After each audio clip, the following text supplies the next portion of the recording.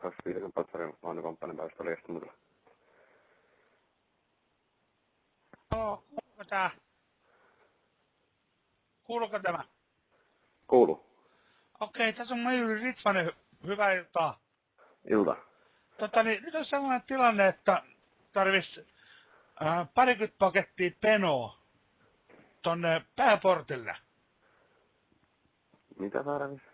Penoa! Eli? Etkö tiedä mikä on peno? Mikä teidän arvo on? Oletko se alikersantti? Kyllä.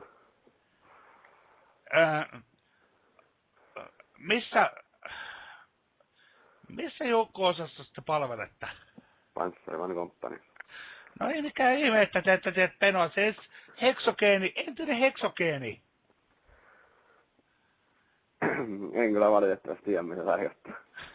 Siis se on räjähde, mitä siellä on käytetty. Laittakaa onko teillä paperia kynää? Kyllä on paperia kyllä. Voitteko kirjoittaa nämä muistiin?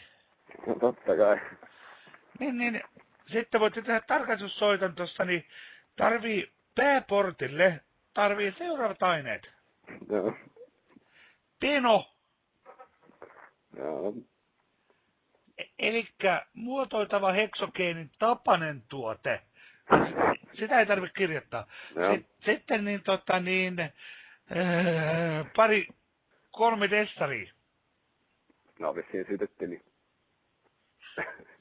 Voi jumalauta! Miten te olette saatana päässyt alikersantiksi?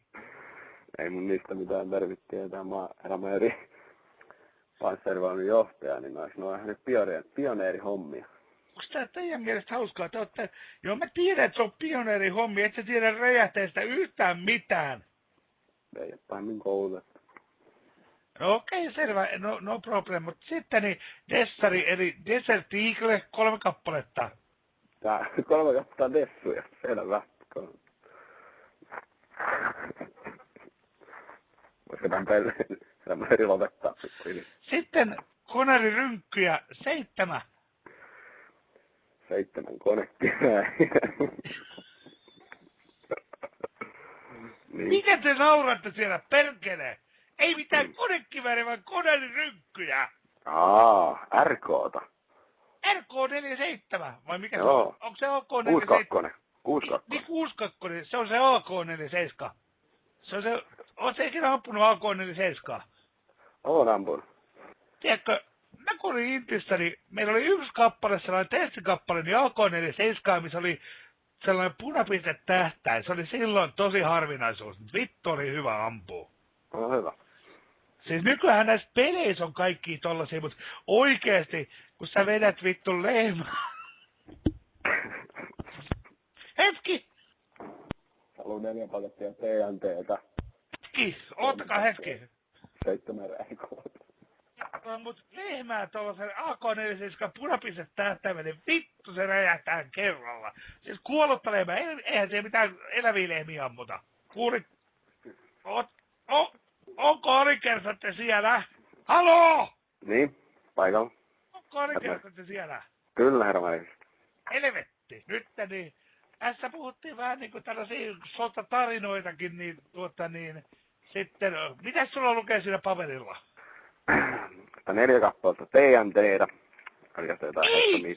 TNT:tä! Teno. Korjaan, Teno. Ja sitten 3 kappaletta Desert Eagle. Ja 7 kappaletta RK62. No niin, nyt meni oikein noin. Niin tossa, paljon kello nyt on niin 0100, Joo. niin tuotte pääportille. Joo, pääportille. Kyllä, joo. Joo. Kenen mä otan siellä yhteyden? Majuri kenen? Siellä, sä otat yhteyttä tuohon partiotupaan ja ne tietää kenen ne on. Ja sitten niin siis sä pistät ne helvetin alokkaat tai jotkut hakemaan ne. Sitten teet tämän puhelun jälkeen varmistussoiton, totta kai. Joo, kenellä, mihin numeroon mä varmistan, kun mä otan numeroon, niin mä pystyn varmistamaan. Voi jumalauta, se lukee siinä saatana paperissa, mikä on siinä sun naaman edessä. Ei kyllä valitettavasti lue. Mikä Se pitää- vittu komppani, että on olevinaan. Mä oon panssarivaunikomppani.